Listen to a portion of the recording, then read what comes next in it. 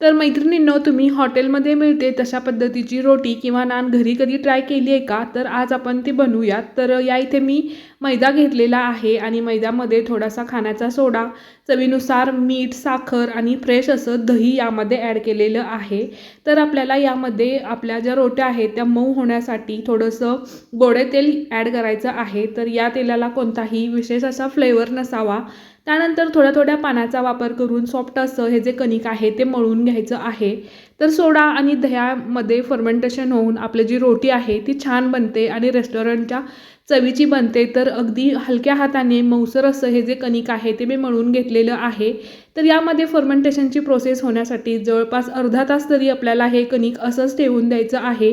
अर्ध्या तासानंतर आपलं जे कणिक आहे ते कशा पद्धतीने सॉफ्ट झालेलं आहे आणि त्यामध्ये कशी जाळी सुटलेली आहे ती तुम्ही पाहू शकता. नॉर्मली जशी आपण चपाती बनवतो सेम तशीच पातळ अशी चपाती लाटायची. एका साईडने पाणी लावून मस्त अशी चपाती तव्यावरती अशा पद्धतीने शेकायची. मस्त भाजीसोबत रोटी एन्जॉय करायची.